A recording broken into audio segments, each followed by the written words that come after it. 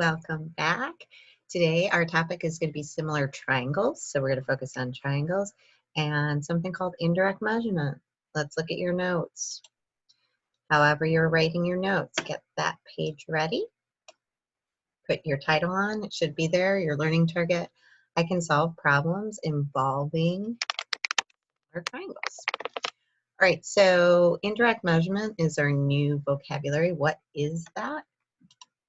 Indirect measurement is using properties of similar figures to find distances or lengths that are difficult to measure directly. So when you're indirectly measuring them, you're using things that you know to get a measurement. Directly measuring is taking out that ruler, taking out that yardstick, whatever you have, to get that size. So I have a little graphic organizer here. Direct measurement and indirect measurement Venn diagram. An example of direct measurement is your arm. You know, you could put your arm out and you could measure it, right? An example of indirect measurement would be the Statue of Liberty's arm. You're not going to be able to go up to the Statue of Liberty and measure her arm, right? So we would have to indirectly get a measurement of that. Can you think of some more examples that would be direct measurement, something you could physically measure, versus indirect measurement, something that you can't measure? Give you a sec. I'd have you fill this in. I'd be walking around the class, reminding people to get their pencil out, give it a try, tap, tap, point, point. All right, some other things I came up with for that I can directly measure. I could measure the length of a wall, right? I could also measure circumference of a ball. If I had a ball, we did volume, the unit before when we were still in school, so you could measure that circumference, go around that ball.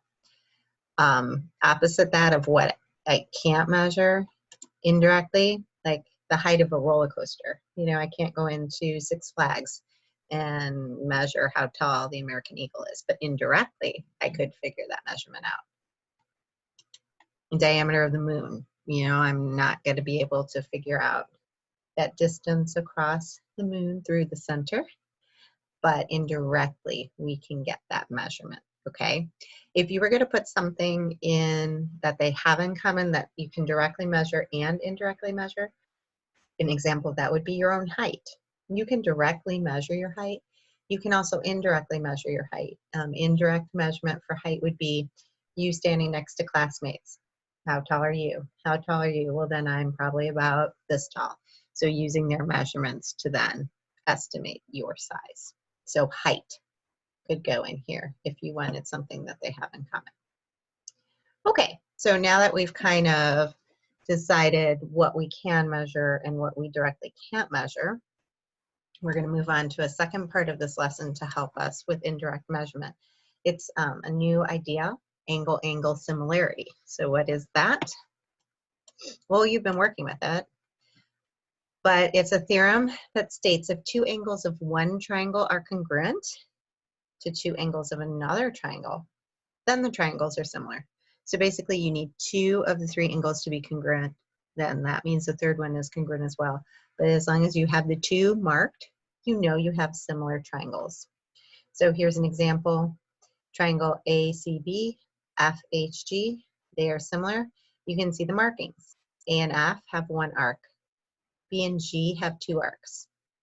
C and H don't have arcs, but because we have two congruent sets of angles, triangle ABC is similar to triangle FGH. That little wave, just that one little whoop, that means similar, okay? All right, so now let's put these two things to practice, angle-to-angle similarity and indirect measurement.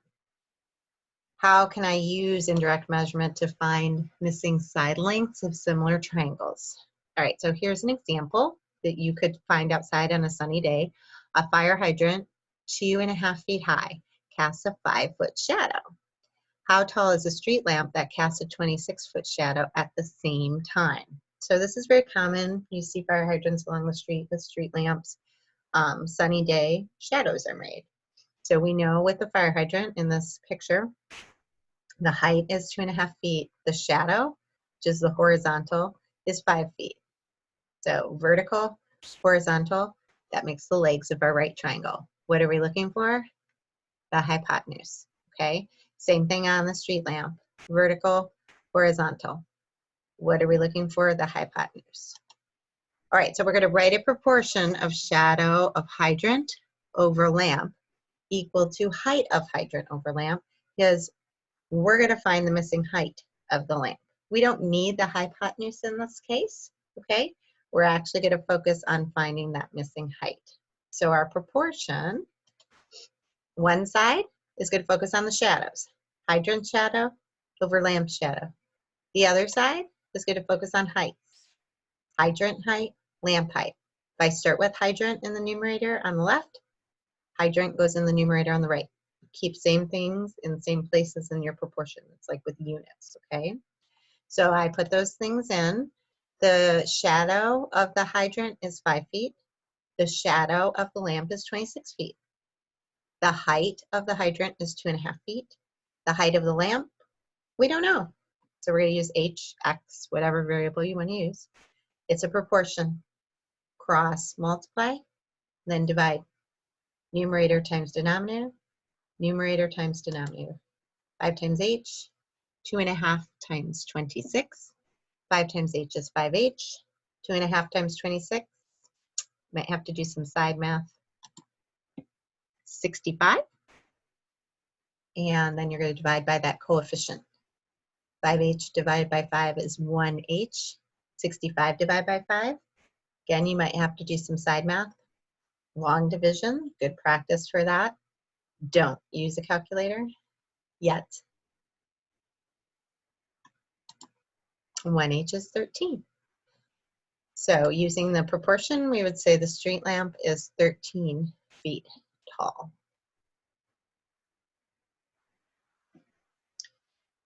Really tying together everything we've been doing.